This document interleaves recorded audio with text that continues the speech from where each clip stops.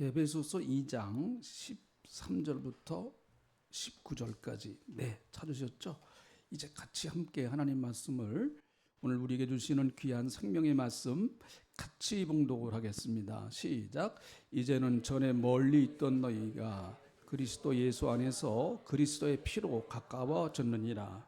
그는 우리의 화평이신지라 둘로 하나를 만드사 원수된 것 곧 중간에 막힌 담을 자기 육체로 하시고 법조문으로 된 계명의 율법을 폐하셨으니 이는 이 둘로 자기 안에서 한 새 사람을 지어 화평하게 하시고 또 십자가로 이 둘을 한 몸으로 하나님과 화목하게 하려 하십니다.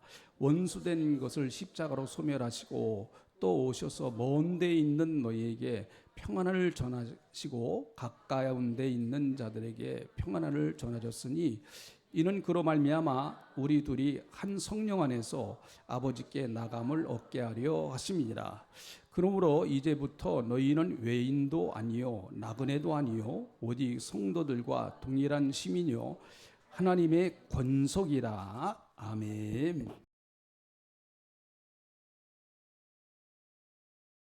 기독교의 중요한 5가지 중요한 5대 교리가 있다, 그렇게 말씀을 드렸어요. 그래서 지난주에는 예수님의 동정녀 탄생, 그리고 예수 그리스도의 십자가의 죽으심, 그게 2번째고요. 3번째는 예수님의 부활하심, 그리고 4번째는 예수님의 승천, 그리고 마지막이 예수님의 재림입니다. 그래서 오늘은 2번째 예수님의 그 십자가 사건을 중심으로 해서 말씀을 드리겠습니다. 여러분, 갈라디아서 6장 14절에 있는 말씀을 보면 사도 바울이 이런 얘기를 하고 있습니다. 자, 갈라디아서 6장 14절 한번 같이 이제 읽어보시죠. 시작. 그러나 내게는 우리 주 예수 그리스도의 십자가 외에 결코 자랑할 것이 없으니 그리스도로 말미암아 세상이 나를 대하여 십자가에 못 박히고 내가 또한 세상을 대하여 그러하니라. 사도 바울이 이런 얘기를 합니다. 나는 그리스도의 십자가밖에 자랑할 것이 없다, 이런 얘기를 하고 있습니다. 여러분, 이것은 예수 믿는 사람들에게 있어서 아주 지극히 당연한 것이죠. 사도 바울은 인간적으로 볼 때, 다시 말하면 예수 믿기 전에 그의 경력은 대단히 화려했습니다. 그는 우선 히브리인 중에 히브리인, 정통 히브리인이었었고요. 그리고 그는 또 태어나자마자 8일 만에 할례를 받은 아브라함의 정통 후손이었습니다. 육신적으로 아브라함의 아주 정통 후손이었죠.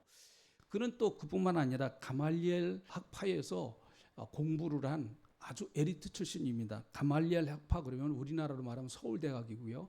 미국으로 말하면 하버드 대학을 말합니다. 그 당시에 가장 이스라엘 나라에서 권위 있는 랍비 학교였습니다. 그곳에서 아주 율법을 열심히 공부했습니다. 그는 나는 율법으로는 흠이 없었던 사람이다, 철저한 율법주의자였었고 바리새인 중에 자기는 바리새인이었습니다. 이런 모든 것들은 사실 그 당시에 얼마든지 자랑할 만한 세상적인, 쉽게 말하면 이력을 쓰기 너무 좋은, 스펙을 말하기 너무 좋은 그런 화려한 경력을 가지고 있는 사람이었습니다. 그러나 그가 예수를 믿고 나서 이런 모든 것들을 빌립보서에 보니까 나는 배설물처럼 다 버렸다, 이런 얘기를 합니다. 이것은 우선순위가 바뀌었다는 얘기지 그게 소중하지 않다라고 하는 얘기가 아니고, 자기에게 있어서 가장 우선순위는 뭐냐? 예수 그리스도의 십자가다, 이런 이야기를 하고 있습니다. 그래서 나는 예수 그리스도의 십자가만 자랑한다. 바울의 선교 여행을 쭉 따라가다 보면 여러분, 바울은 자기가 무슨 어디서 공부했고 또 자기는 어느 지파의 사람이고 또 자기는 8일 만에 할례 받았고 그런 얘기 하나도 하질 않습니다. 오직 그가 전했던 것은 예수 그리스도의 십자가의 복음과 부활의 복음이었습니다. 여러분, 예수 그리스도의 십자가의 사건이 왜 그렇게 엄청난 사건이고 바울에게 있어서 세상의 모든 것들을 다 버릴 만큼 그렇게 소중한, 그래서 자기는 예수 그리스도의 십자가만 자랑한다고 하는 그런 왜 의미가 도대체 무엇에 있을까요? 우리 오늘 본문 말씀에 보면, 본문도 바울이 쓴 그 본문인데요. 본문 말씀에 보니까 예수 그리스도의 십자가의 능력이 어떤 그 일을 했는가 하는 것을 바울은 우리에게 말하고 있습니다. 첫 번째는 그리스도의 십자가는 중간에 막힌 담을 헐어버리셨다, 그렇게 말하죠. 자, 우리 14절에 있는 말씀, 자 14절에 있는 말씀을 한번 다시 읽어보겠습니다. 14절 같이 읽어보시죠. 시작. 그는 우리의 화평이신지라 돌로 하나를 만드사 원수된 것 곧 중간에 막힌 담을 자기 육체로 하시고, 그렇게 말했습니다. 여러분, 아담과 하와의 선악과 사건 이후에 인간과 하나님 사이에는 큰 담이 생겼습니다. 그 담은 죄의 담인 것입니다. 그래서 이사야서 59장 1절부터 2절에 있는 말씀을 보면, 자, 이 말씀도 같이 한번 읽어보시죠. 같이 읽어봅니다. 시작. 여호와의 손이 짧아 구원하지 못하심도 아니요 귀가 둔하여 듣지 못하심도 아니라 오직 너희 죄악이 너희와 너희 하나님 사이를 갈라놓았고 너희 죄가 그의 얼굴을 가리어서 너희에게 듣지 않게 함이라, 이렇게 말씀하십니다. 너희의 죄악이 하나님과 너희 사이를 갈라놓았다, 이렇게 말씀하고 있죠. 이것이 죄의 담인 것입니다. 그래서 죄의 이 담은 하나님과 인간 사이를 가로막고 있고, 인간은 죄에 빠져서 영원히 심판받을 수밖에 없다라고 하는 것이 성경이 말하는 인간입니다. 성경이 말하는 인간이에요. 그래서 성경은 인간을 끊임없이 죄인이다라고 말하고 있습니다. 어떤 분이 그렇게 얘기를 하시더라고요. 이분은 사회적으로 굉장히 성공한 분입니다. 제가 여기서 이름만 대도 여러분이 알 수 있을 정도로 아주 사회적으로 성공한 분이에요. 그분은 어려서부터 신앙생활을 했습니다. 그런데 그분이 이제 대학을 나오고 또 사회적으로 성공을 하고 그랬는데, 교회 가서 가장 듣기 싫었던 얘기 가운데 하나가 우리는 죄인입니다 라고 하는 그런 이야기를 가장 듣기 싫었다고 합니다. 아니, 왜 멀쩡한 사람을 죄인 만드나? 교회는 왜 이상해? 참 멀쩡한, 내가 이렇게 성공하고 내가 얼마나 이 자리에 오기까지 이렇게 성공하려고 몸부림치고, 남들이 잠잘 때 나는 잠자지 못하고, 남들이 쉴 때 나는 일했고, 남들이 놀러 갈 때 나는 놀러 가지 못하고, 그렇게 피땀 흘려서 나는 성공해서 이 자리에 왔고, 나는 남부럽지 않게 사는데 왜 교회 가면 자꾸 목사님은 인간은 죄인입니다, 인간은 죄인입니다, 그렇게 얘기하는지, 자기는 그게 제일 못마땅했다는 거예요. 제가 그 얘기를 듣고 그게 어떻게 보면 인간의 솔직한 마음이다, 이렇게 생각을 해봤습니다. 그게 인간의 솔직한 마음이다. 자기 나름대로 열심히 산 사람에게 당신은 죄인입니다라고 하는 이 얘기가 사실은 먹혀들기가 굉장히 어렵고 힘이 듭니다.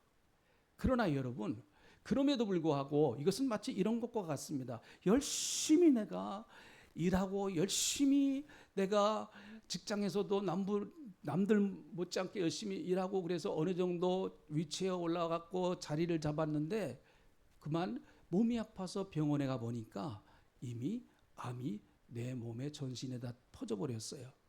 이럴 때 여러분, 사람은 굉장히 당황하고, 왜 이것이 나에게 왔나? 왜 나에게지? 내가 뭔 잘못을 그렇게 했다고? 이런 생각을 하기가 쉽습니다. 내가 남한테 해 끼친 것도 없고, 내가 남의 사기를 쳐서 내가 돈 번 것도 없고, 나는 성실하게 내 인생을 정말 그렇게 밤낮으로 살았는데 도대체 왜 나에게 이런 벌이 내리는 것일까? 이렇게 생각하기가 쉽죠. 어떻게 보면 마치 인간의 모습은 그것과도 비슷합니다.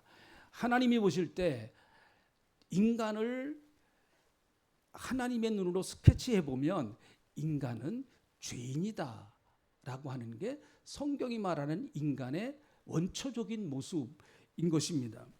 그래서 여러분, 이것을 아신 그리스도께서 이 땅에 오셔서 십자가로 그 중간에 막힌, 하나님과 인간 사이의 중간에 막힌 죄의 담을 헐어버리셨다라고 말씀하고 계세요.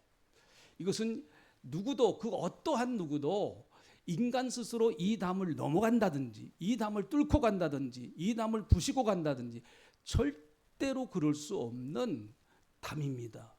인간은 죄인이기 때문에 그렇습니다. 로마서 3장 10절에 보니까 모든 사람은 죄인이고 3장 23절에 보니까 모든 인간은 죄를 범해서 이미 하나님의 영광에 이르지 못했다라고 말씀합니다.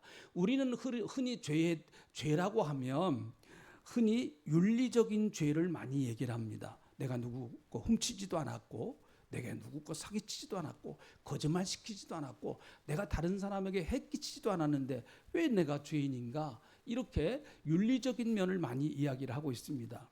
그러나 여러분, 성경은 윤리적인 죄 이전에 하나님과의 관계성에서 나오는 그 죄의 뿌리를 이야기를 하고 있습니다. 예수님이 어느 날 이렇게 산상수훈에서 이렇게 말씀하셨어요. 사람을 미워하는 자마다 이미 살인했다. 이렇게 말씀하세요. 여자를 보고 음욕을 품는 자마다 이미 간음했다. 이렇게 말씀하세요. 그럼 무엇을 말하는 것일까요? 죄의 뿌리를 이야기하고 있는 것입니다. 우리 눈에 보이는 것은 마치 사과나무에 사과가 열린 그 사과만 보는 것 같아요. 그러나 여러분, 그 사과가 열리는 것은 그 뿌리에서 계속해서 영양분을 공급하기 때문에 사과 열매가 맺히는 거죠. 인간도 마찬가지입니다. 인간의 내면 깊숙한 곳에 그 어떠한 누구도 여러분 부인할 수 없는 뿌리 깊은, 아무도 알지 못하는 뿌리 깊은 근본적인 죄악이 숨어 있습니다. 성경은 그것을 죄라고 말합니다.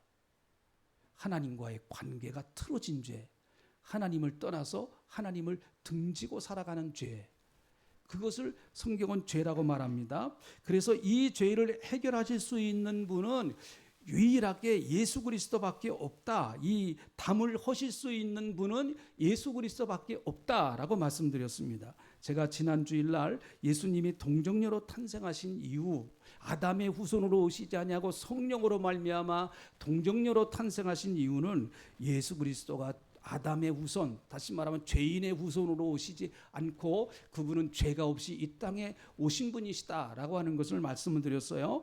고린도후서 5장 21절에 보면 예수 그리스도는 죄가 없으셔서 우리의 죄를 담당하실 수 있다라고 말합니다. 한번 읽어보시죠. 고린도후서 5장 21절에 있는 말씀 읽어봅니다. 시작. 하나님이 죄를 알지도 못하신 이를 우리를 대신하여 죄로 삼으신 것은 우리로 하여금 그 안에서 하나님의 의가 되게 하려 하심이니라. 하나님이 죄를 알지도 못하시는 이건 예수님이시죠. 예수님과 죄는 아무런 관계가 없습니다. 그런데 하나님께서는 죄를 알지도 못하시는 그 예수 그리스도를 우리를 대신하여서 죄로 삼으셨다. 우리를 심판해야 되지만 여러분, 하나님은 예수 그리스도를 십자가에서 심판하심으로 말미암아 내가 구원받을 수 있는 이 중간에 막힌 담을 십자가로 헐어버리셨다라고 성경은 말씀하고 있는 것입니다. 그래서 이 담을 헐려면 죄의 문제가 해결돼야 되는데 죄의 결과는 사망입니다. 이 때문에 죄가 없으신 예수 그리스도께서 죄인인 인간을 대신해서 십자가에서 죽으셨습니다. 여러분, 십자가에서 예수님께서 7 말씀을 하셨는데 그 가운데 하나가 다 이루었다, 그런 말씀을 하셨어요. 자, 이 말씀은 중요하기 때문에 한번 같이 해보시죠. 시작. 다 이루었다. 네, 헬라어로는 텔텔레스타이라고 그래요. 모든 것을 다 완성했다라는 얘기입니다. 모든 것을 다 끝냈다라고 하는 그런 얘기예요. 조금도 부족함이 없이 완벽하게 다 이루셨다라고 하는 말씀이죠. 그러면 여러분, 예수님은 무엇을 다 이루셨을까요? 십자가에서 이루신 것이 많지만 가장 큰 것은 예수님은 인간의 죄 문제를 십자가에서 깨끗하게 해결하셨다. 그 말씀이에요. 그 말씀입니다. 완벽하게 해결하셨다. 그 말씀이에요. 그러므로 여러분, 이미 예수님께서 완벽하게 해결해 놓으신 그 죄 문제를 그 누군가가 또 나와서 아니야, 예수님이 해결하신 그 죄 문제는 완벽할 수 없어, 내가 해결할 수 있어, 그런 사람을 우리는 몇 단이라고 그래요? 2단 갖고 안 돼요. 한 3단, 4단 요 정도 좀 돼야 됩니다.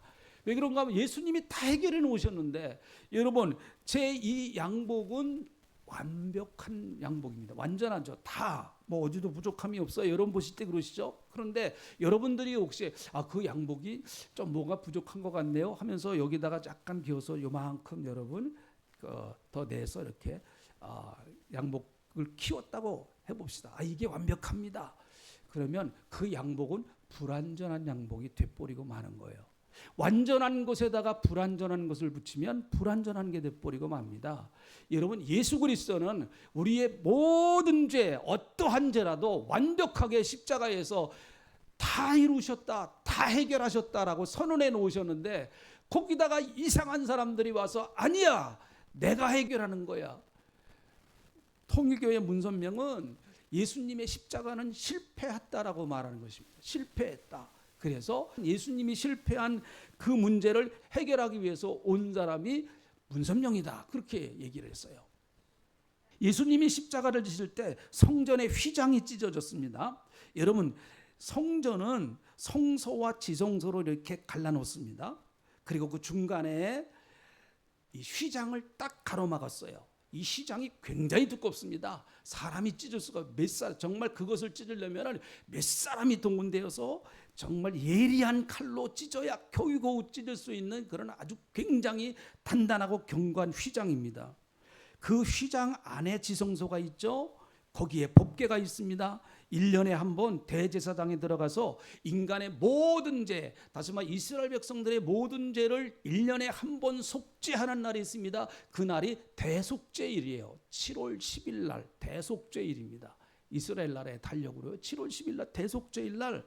그래서 여러분, 대제사장은 아무것도 안 해요. 1년 동안 거의 아무것도 안 합니다. 오직 그 한 날을 위해서 준비하는 거예요. 마음을 준비하고 심령을 준비하고 자기가 하나님 앞에 들어가서 잘못하면은 하나님 앞에 큰 징계를 받기 때문에 그러지 않기 위해서 늘 자기의 삶을 살피고 해서 그날이 되었을 때 그가 양이나 염소의 피를 가지고 그 안에 들어가서 법궤 위에 있는 시온소라고 해서 법궤 위에다가 피를 뿌림으로 말미암아 그 피가 쫙 바닥에 흘러내림으로 말미암아 인간의 죄, 이스라엘 백성들의 죄를 1년에 한 번 다 속하는 거예요. 그래서 이스라엘 백성들의 죄에 속하면 1년이 기간이에요. 1년 계속해서 또 해야 되고 또 해야 되고 또 해야 됩니다. 그런데 예수님이 십자가를 지실 때 성전의 휘장이 찢어졌다라고 말씀하고 계세요. 자, 시브리서 10장 19절부터 20절에 있는 말씀을 한번 같이 읽어보시죠. 같이 읽어봅니다. 시작. 그러므로 형제들아, 우리가 예수의 피를 힘입어 성소에 들어갈 담력을 얻었으니 그 길은 우리를 위하여 휘장 가운데로 열어놓으신 새로운 살길이요 휘장은 곧 그의 육체니라. 여러분, 예수님이 십자가를 지셨을 때 실제적으로 예루살렘 성전에 있는 휘장이 쫙 찢어져 버렸습니다. 시브리 기자는 그 휘장은 무엇을 상징하느냐? 예수님의 육체를 상징한다라고 말하고 있어요. 그러므로 마치 휘장이 찢어지듯이 예수님이 십자가에서 당신의 몸이 산산이 다 찢어져 버리신 거 아닙니까? 그래서 하나님과 인간 사이에 막혀 있는 그 담을 예수님이 당신의 육체로 헐어버리셨다는 거예요. 그래서 히브리 기자가 말한 것처럼 우리가 예수의 피를 힘입어 성소에 들어갈 담력을 얻었다. 여러분, 오늘 우리가 이 자리에 저도 그렇고 저 양복 멋있잖아요. 그죠? 양복을 입고 이렇게 서니까 좀 핸섬하게 보이죠?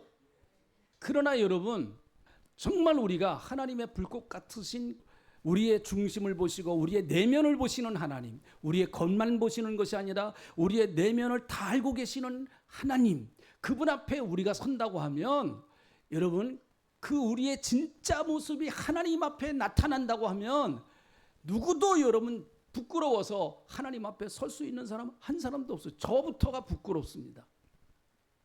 저부터가요.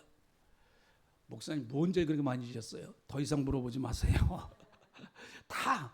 그 여러분은 그럼 안 그러신 것 같습니까? 여러분은요, 다 신사처럼 또 숙녀처럼 이렇게 가만히 앉아 계시지만은 우리의 내면의 모습을 아시고 우리의 마음을 아시고 우리의 일주일의 삶을 전체를 다 하시는 하나님 앞에서 그대로 그 모습이 다 드러난다고 하면 여기에 한 분도 부끄러워 갖고 여기 앉아 계실 분, 저부터 시작해서 다 도망가야 됩니다. 앉아 계실 분 한 분도 없어요. 그런데 여러분, 우리는 오늘 이 자리에 나와서 어떻게 하나님 앞에 이렇게 담대하게 예배를 드릴 수 있는가? 여러분 그 교회 성전에 들어오실 때, 예배당에 들어오실 때 당당하게 턱척척척 들어오시지 않았습니까? 그래서 기죽어 가지고 이렇게 눈치 보고 그렇게 들어오신 분 없잖아요. 다 가슴 피시고 탁탁 들어오셨습니다. 하나님이 예수님의 피를 걷어놓고 우리를 보신다 그러면 저 녀석 참 저 위선자, 저런 죄를 짓고도 뭐 얼굴이 뻔뻔하네, 철판을 깔았어, 저런 나쁜 놈 같으니라고 다 하나님이 그렇게 보실 거예요. 그리고 그 죄를 다 폭로해 보세요. 제 죄를 폭로하고 여러분 앉아 계신 여러분의 죄를 여기다가 다 폭로해 보세요. 우리는 부끄러워 가지고 이 자리에 앉아 있을 수가 없습니다. 그러나 여러분, 우리가 이렇게 하나님 앞에 담대하게 나설 수 있는 것은 오늘 이 본문 말씀에 있는 것처럼 우리가 예수의 피를 힘입어 성소에 들어갈 담력을 얻었다. 이건 참 위대한 얘기예요. 아멘 좀 하세요. 아멘. 네, 여러분이 우리가 늘 예배당에 와서 하나님 앞에 하나님 저 왔어요. 그러면 너 왔냐? 아이고 내가 널 사랑한다. 그래, 내가 널 그렇게 축복한다. 다 그렇게 되는 이유는 예수 그리스도의 십자가에서 흘리신 그 보혈의 피를 가지고 우리를 보시기 때문에 하나님이 그렇게 좋아하시는 거예요. 우리를요. 따라합시다. 하나님은 우리를 좋아하십니다. 옆에 분에게 한번 인사 좀 해보세요. 하나님은 우리 집사님, 권사님 너무 좋아하세요. 한번 인사해 보세요.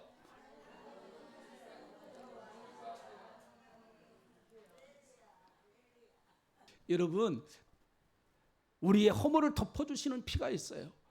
하나님과 우리 사이에 그 엄청나게 갇혀져 있던, 막혀있던 담을 허시는 그것이 예수 그리스도의 보혈이죠. 그러므로 오늘도 우리가 보혈을 의지하여 주님 앞에 나온 줄로 믿습니다. 자, 또 한 가지는 두 번째, 그리스도의 십자가는요 율법을 완성하셨습니다. 자, 우리 15절에 있는 말씀을 보세요. 15절에 있는 말씀, 법조문으로 된 계명의 율법을 폐하셨으니 이는 이 둘로 자기 안에서 한 세 사람을 지어 화평하게 하시고, 여기 법조문 또 계명의 율법, 다 이 율법을 말하는 것입니다. 율법이요. 여러분, 성경은 우리 힘으로 율법을 지킬 수 없다고 분명히 말씀하고 있습니다. 또 마찬가지예요. 율법은 거울과 같습니다. 여러분, 거울 보면은 누가 나타납니까? 자기가 나타나요. 거울 보고 시어머니 생각하고 막 그런 사람이 있습니까? 시어머니 못됐다 막 이렇게 생각하는 사람 없잖아요. 거울 보면 자기를 보는 거예요. 자기 모습을 보는 거죠. 그래서 틀린 거 뭐 좀 머리가 흐트러졌으면 좀 고치고 이렇게 하는 게 우리가 거울을 보는 이유 아닙니까? 율법은 거울과 같은 거예요. 다시 말하면 자기의 있는 모습을 그대로 보여주는 거예요. 이게 율법이 하는 큰 역할입니다. 율법이 없으면 안 돼요. 율법이 있어야 사람은 자기의 모습을 정확하게 알 수가 있습니다. 내 모습이 어떤가 하는 것을 정확하게 그 율법이라고 하는 거울 앞에서 자기 모습을 볼 수가 있는 것이죠. 그래서 마치 율법은 법정에서 보면 검사와 같은 역할을 합니다. 여러분, 검사는 어떤 역할을 하나요? 그 사람을 죄인이라고 기소한 사람이, 검사는요, 기소하는 겁니다. 이 사람은 어떤 이런 죄를 졌습니다. 이렇게 그 증거를 다, 검사가 그 증거를 다 갖다 댑니다. 그래서 그 사람이 죄 지은 것에 대한 합당한 벌을 받게 만드는 게 검사잖아요. 그래서 정의로운 검사는 권력에 휘두르지 않고 물질에 휘두르지 않냐고 오직 법과 원칙에 따라서 한다 뭐 그러잖아요. 검사가 원래 그런 거예요. 그 사람의 죄를 다 찾아내는 거 아닙니까? 마치 율법은 그것과 같습니다. 우리의 죄를 낱낱이 다 하나님 앞에 그대로 드러내는 것이죠. 그래서 율법은 인간의 죄를 그대로 다 드러내서 그 사람의 죄를 가지고 정죄를 하는 것입니다. 그럼 어떻게 할까요? 율법의 정죄를 당하지 않으려면 어떻게 할까요? 율법을 다 지키면 돼요. 성경에 나오는 하나님의 계명을 우리가 완벽하게 지키면은 그런 율법으로부터 정죄를 당하지 않겠죠.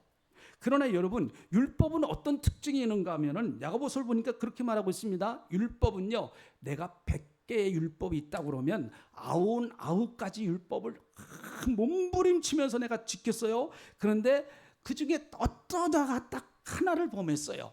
그러면 율법은 야, 네가 99가지 지키느라고 얼마나 고생했냐?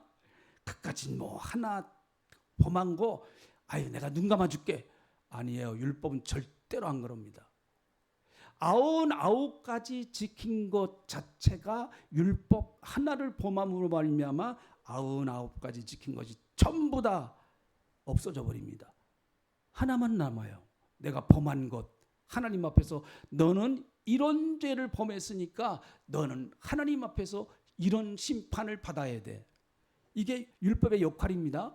법은 대단히 냉혹합니다. 하나님이 우리를 법으로만 대하신다고 하면 우리는 하나님 앞에 설 수 있는 사람이 한 사람도 없죠. 율법은 나를 집요하게 정죄합니다. 심판을 받아야 된다고 말합니다. 그래서 나는 부끄러워서 고개를 들 수가 없죠. 하나님께 고발합니다. 그래서 나는 하나님 앞에 죄인일 수밖에 없습니다. 그런데 예수 그리스도께서 이 땅에 오셔서 십자가를 지심으로 말미암아 그 모든 율법의 요구를 충족시켜 버리셨어요. 다 이루셨다고 하는 이야기가 아까 율법의 요구를 다 이루셨다라고 하는 그런 의미도 내포되어 있는 거예요. 여러분, 어떤 사람이 꿈을 꿨어요. 그리스도인인데요. 그런데 예수님이 십자가에 달리시는 그런 꿈을 꿨어요. 누군가가 예수님의 손에다가 대못을 콱콱 받는 그런 꿈을 꿨어요. 그러니까 이 사람이 너무 놀라서 가서 도대체 어떤 놈이 감히 예수님의 손에다가 못을 박나 그래가지고 가가지고 탁 해서 얼굴을 확 쳐다보니까 그게 자기 얼굴이더래요. 자기 얼굴이요? 다른 사람이 예수님을 십자가에 못 박은 게 아니에요. 여러분, 우리 다 고백하잖아요. 내가 예수님을 십자가에 못 박은 거예요. 그게 받아들여져야 이제 복음이 은혜가 되는 거예요.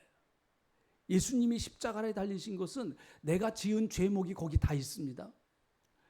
십자가에 올라가서 예수님이 왜 십자가에 달리셨는가 하는 것을 보면 거기서 내가 지은 죄목이 거기 다 붙어 있어요. 그러니까 예수님은 내가 지은 죄 때문에 십자가에서 달리신 것이죠. 그리고 나서 예수님은 모든 율법의 요구를 다 이루셨다라고 그렇게 말씀하고 계세요. 그래서 내가 예수 그리스도를 믿는 그 순간에 예수님의 십자가의 은혜가 내게 그대로 임하게 되는 것이죠. 구약 성경에서 인간이 죄를 지면 양을 잡아서 양의 피를 뿌림으로 말미암아 죄 사함을 받습니다. 피는 생명이기 때문에 그래요. 피가 뿌려져야 여러분 생명을 구원할 수 있습니다. 생명은 생명으로만 구원합니다. 다른 어떤 것을 가지고도 구원할 수 없습니다. 내 생명을 구원하려면 거기에 생명의 대가가 들어가야 생명이 구원되는 거예요. 그래서 하나님은 구약 성경에서는 양의 생명을 대신해서 그 사람의 생명을 대신해서 죄를 용서하는 거예요. 양의 피. 그래서 구약 성경에서는 피를 먹지 말라고 그랬잖아요. 피는 생명이기 때문에. 지금도 경건한 유대인들은요, 피 안 먹습니다. 절대로 안 먹어요. 자, 그런데 그 양을 가지고 오면 그 양을 가지고 온 사람이 안수를 해요. 안수를 하면서 기도를 하겠죠. 하나님, 내가 이런 죄를 졌습니다. 나는 사기꾼인데 이런 못된 놈입니다. 용서해 주세요. 하면서 이제 그렇게 기도도 하겠죠. 자, 그런데 안수는 두 가지 의미가 있어요. 왜 안수를 하느냐? 하나는 전가의 의미가 있습니다. 다시 말하면 내가 이렇게 죄를 졌는데 내가 이 양에게 안수함으로 말미암아 요 죄가 양에게 전가가 되는 거예요. 전가. 이걸 전가라 그럽니다. 그러니까 내가 갖고 있던 죄가 이걸로 깎아버렸으니까 내가 죄가 없는 거죠. 구약 성경 그렇게 죄를 용서하는 거예요. 그리고 또 한 가지는 이거보다 더 깊은 의미는 뭔가 하면 연합의 의미가 있어요. 내가 양과 일치가 되는 거예요. 그러니까 양이 죽을 때 누가 죽는 거예요? 나도 죽는 거예요. 양이 죽을 때 나도 같이 죽는 겁니다. 그러니까 내가 죄를 짐으로 말미암아 내가 양과 함께 같이 심판을 받는 거예요. 하나님의 심판을요. 그게 연합의 의미입니다. 자, 내가 예수를 믿는다고 할 때 이 의미는 같아요. 내가 예수 그리스도를 믿는다고 할 때 예수 그리스도를 믿는 그 순간 여러분은 그것을 이해하든 안 하든 하나님은 그렇게 인정을 해버리시는 거예요. 여러분이 그것을 알았든 몰랐든 하나님은 그렇게 인정해 버리시는 거예요. 내가 예수를 믿는 그 순간 나의 모든 죄를 다 예수님께로 하나님은 갖다가 놓으십니다. 그래서 내가 죄가 없는 거예요. 또 한 가지, 내가 예수 그리스도를 믿는 그 순간 예수님과 나는 연합이 되는 거예요. 연합이 됩니다. 그래서 예수 그리스도께서 십자가에서 죽으실 때 예수님과 함께 나도 죽는 거예요. 우리가 처음 예수를 믿을 땐 이거 몰라요. 이게 이런 뜻인지 몰라요. 그러나 믿고 나서 여러분 성경을 보니까 하나님은 나를 그렇게 인정하셔서 나를 살리셨구나. 내가 예수 그리스도를 믿는 그 순간 여러분 2000년 전의 사건이 오늘날 지금의 사건으로 와서 내가 함께 예수님과 함께 십자가에 못 박혀 죽은 것으로 하나님은 인정하시는 거예요. 또 예수님이 죽으셨다가 부활하셨을 때 나 또한 예수님과 함께 부활해서 새로운 새 생명을 얻는 거예요. 그게 저와 여러분이 가지고 있는 새로운 생명입니다. 요 말씀을 로마서 6장 4절에 보면 요 말씀을 무엇으로 비유해서 말씀하셨는가 하면 침례를 비유해서 말씀하셨어요. 자, 로마서 6장 4절에 있는 말씀을 같이 보겠습니다. 자, 같이 읽어봅니다. 시작. 그러므로 우리가 그의 죽으심과 합하여 침례를 받았으므로 그와 함께 장사되었나니 이는 아버지의 영광으로 말미암아 그리스도를 죽은 자 가운데서 살리심과 같이 우리로 또한 새 생명 가운데서 행하게 하려 하심이니라. 네, 여러분들 다 침례 받으셨잖아요. 침례 받을 때 침례란 무슨 뜻이냐 하는 것을 누누이 여러분들에게 말씀드렸어요. 침례는 복음의 상징이다. 내가 침례를 받을 때 물속으로 들어가는 것은 뭘 상징한다고 그랬어요? 예수님과 함께 십자가에서 죽는 걸 상징한다. 그리고 다시 물에서 올라와야 되잖아요. 안 올라오면 큰일 납니다. 물에서 올라올 땐 뭘 상징해요? 네, 예수님과 함께 부활하는 거. 우리 다 그런 의미에서 침례를 받았어요. 그래서 예수님의 새 생명이 내게 임하는 거예요. 자, 예수님의 새 생명이 내게 임한 사람에게는 더 이상 율법의 정죄가 없습니다. 로마서 8장 33절부터 34절까지 같이 읽어보시죠. 시작. 누가 능히 하나님께서 택하신 자들을 고발하리요? 의롭다 하신 이는 하나님이시니 누가 정죄하리요? 죽으실 뿐만 아니라 다시 살아나신 이는 그리스도 예수시니 그는 하나님 우편에 계신 자요 우리를 위하여 간구하시는 자니라. 하나님이 의롭다고 말씀하셨기 때문에 우리를 정죄할 사람이 없다라고 그렇게 말씀하십니다. 재판관이신 하나님이 우리를 의롭다라고 이미 선언을 해놓으셨어요. 선언을 해놓으셨습니다. 그래서 그 어떠한 누구도 우리를 정죄할 수 없다. 여러분, 그래서 스스로도 스스로를 정죄하면 안 됩니다. 나 같은 이런 못된 놈이 무슨 하나님의 자녀가 될 수 있을까? 이건 자기가 자기를 정죄하는 거예요. 그건 예수님을 다시 십자가에 못 박는 거예요. 누가 나를 정죄해도 그 정죄를 거부하십시오. 나는 정죄받을 사람이 아닙니다. 왜요? 하나님이 의롭다고 말씀하셨기 때문에 그렇습니다. 사탄도 자꾸 나를 정죄합니다. 어둠의 세력도 나를 자꾸 정죄해요. 여러분, 내가 죄를 지었을 때 사탄이 나를 정죄합니다. 그 말이 맞을 수도 있어요. 그러나 그럼에도 불구하고 끊임없이 우리를 정죄하지만은 검사와 같은 율법이나 우리의 양심이나 그리고 또 세상의 법률이나 그리고 또한 여러분 사탄의 세력들은 우리를 끝없이 정죄하지만 변호사이신 예수님은 우리를 끝없이 변호하시는 것이죠. 요한일서 2장 1절에 있는 말씀을 보세요. 요한일서 2장 1절. 자, 이 말씀도 아주 귀한 말씀이기 때문에 기억하세요. 같이 읽어봅니다. 시작. 나의 자녀들아, 내가 이것을 너에게 쓰면 너희로 죄를 범하지 않게 하려 함이라. 만일 누가 죄를 범하여도 아버지 앞에서 우리에게 대언자가 있으니 곧 의로우신 예수 그리스도시라. 네, 내가 죄 졌을 때 여러분 우리가 죄 짓지 말아야 돼요. 그러나 우리는 아직까지 육신을 갖고 있기 때문에 여기도 보니까 누가 범죄하면 인간의 연약함 때문에 때로는 범죄할 때가 있습니다. 그런데 그때 우리를 위해서 대언하는 자가 있다. 이 대언하는 자란 말은 보혜사라는 말이에요. 보혜사라는 말입니다. 대언자가 있는데 그분은 의로우신 예수 그리스도이시다. 하나님 우편에서 우리를 위해서 계속 간구하시면서 저 집사가 죽을 죄를 졌음에도 불구하고 하나님 내가 저 집사 때문에 십자가에서 보혈을 흘리지 않았습니까? 저를 보시고 용서하세요. 예수님이 대언하신다라는 얘기예요. 우리는 그거 잘 몰라요, 사실. 그러나 성경은 말씀하고 있어요. 우리도 모르는 사이에 예수님은 우리를 위해서 대언하고 계신다. 그러므로 여러분, 이제 율법은 더 이상 두려움이나 공포로 지키는 것이 아닙니다. 우리가 율법의 의식을 가지고 있을 때는 이 말씀을 잘 들어보세요. 이게 율법과 은혜의 다른 점이에요. 우리가 율법의 의식으로 살아가면은 세상을 딱 두 가지로 봐요. 옳고 그름으로 봅니다. 율법은 그걸 나누거든요. 요건 옳고 요것은 그르다. 그래서 옳은 사람은 상급을 받아야 되고 그른 사람은 심판을 받아야 된다. 요게 율법적 개념이에요. 이게 틀린 거 아닙니다. 맞아요. 그런데 여러분 은혜의 개념 안으로 들어오면은요.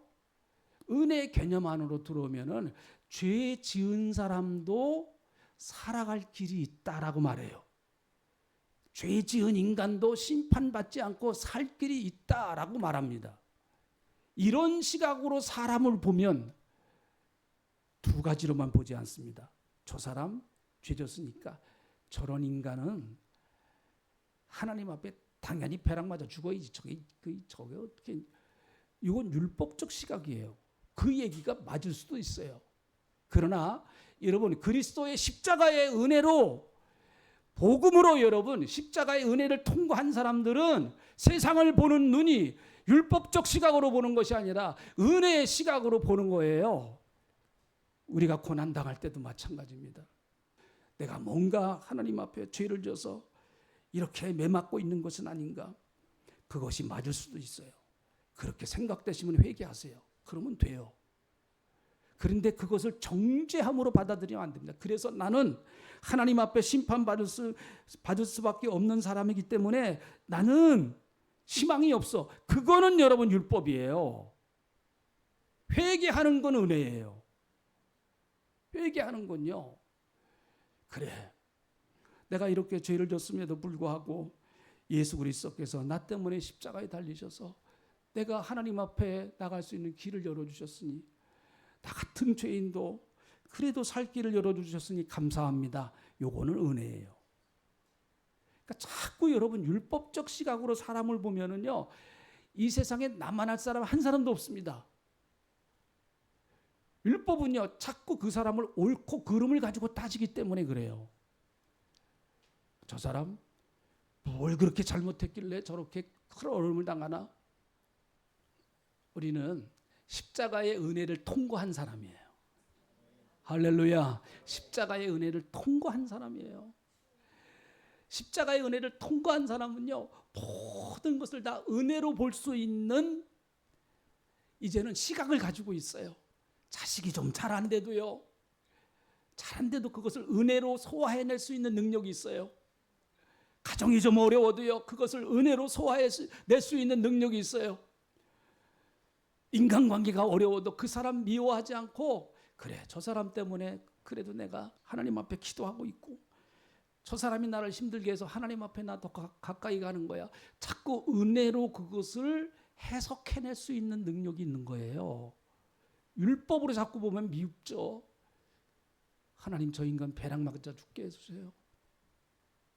여러분 구약 성경을 보면 이스라엘 나라는요 77249 해가지고요 50년째 되는 날에는 희년이라고 하는 제도가 있는데, 이 희년은 뭔가 하면은 모든 것이 다 정상적으로 돌아가는 겁니다. 다시 말하면 내가 가지고 있던 땅을 내가 너무 어려갖고 누군가한테 팔았어요. 그러면 신년이 되면 원래 주인에게 그 땅이 다시 돌아가는 거예요. 어떤 사람은 너무너무 힘들어가지고 자기 일을 종으로 팔아버렸어요. 주인님 집에 가서 종살이하겠습니다 해가지고 종이 돼버려요. 그런데 50년이 되면 신년이 되면은요 다시 종에서 해방돼가지고 다시 자기 집으로 돌아올 수 있어요. 이게 신년제도입니다. 신년제도. 지금으로 말하면 사회복지제도죠. 어려움 당하는 사람들 다시 재기하라고 하나님 그렇게 만들어 주신 건데, 근데 자, 신년이 됐습니다. 근데 이 종이 말이죠, 너무너무 주인이 은혜스러운 거예요, 자기가. 그래서 주인님 가가지고요, 주인님 나는 신년 때예요, 이 집에서 나가지 않을 거예요. 그대로 종으로 살 거예요. 종으로 살게 해주세요. 여기서 그냥 주인님하고 살게 해주세요. 그러는 사람이 나옵니다. 그러면 어떻게 하는가 하면 이 귀에다가 구멍을 뚫어버려요. 그러면 그 사람은 그 집에서 평생 주인하고 같이 살 수 있어요.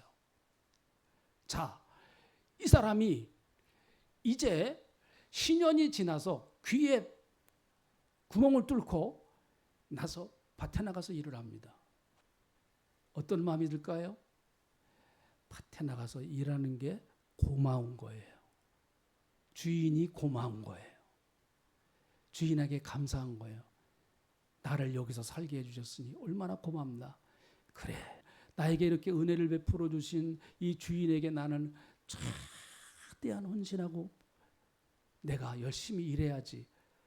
이 일하는 게 힘들질 않은 거예요. 그 종은요, 힘들질 않은 거예요. 왜요? 주인의 은혜를 너무 그가 감격하게 받아들였기 때문에 그렇습니다. 저는 신앙생활도 마찬가지라고 봐요. 오늘 여러분 영적으로 여러분 귀에다가 이 구멍을 다 뚫고 가셔야 돼요. 뚫고 가셔야 돼요. 그래서 주님의 은혜가 감사하고 고마워서 그냥 감사한 마음으로 우리가 주님 섬기면서 살아가는 것, 그게 예수 믿는 사람들의 삶의 내용이라고 봅니다. 그런 은혜가 넘치시기를 주님의 이름으로 축복합니다. 네, 기도하겠습니다. 하나님 고맙습니다. 오늘 예수 그리스도의 십자가의 이 사건은 하나님과 우리 사이에 막힌 담을 헐어놓으시고, 그리고 율법을 예수님이 다 완성하셨기에 이제 우리는 율법에 매여서 헌신하고 충성하는 것이 아니라 하나님의 은혜에 매여서, 하나님의 사랑에 매여서 우리가 하나님 섬기고 신앙생활하고 그리고 또한 주신 사명 감당하는 줄 믿습니다. 우리 사랑하는 귀한 성도님들, 정말 힘들고 어려울 때 다시 십자가, 예수님의 십자가를 바라볼 수 있도록 도와주시옵소서. 다시 예수님의 십자가를 의지할 수 있도록 하나님 은혜를 베풀어 주시기를 간절히 빌고 원합니다. 세상에 참 살아가기가 힘든, 너무나 세상이 팍팍한 그런 시대를 우리가 살고 있습니다.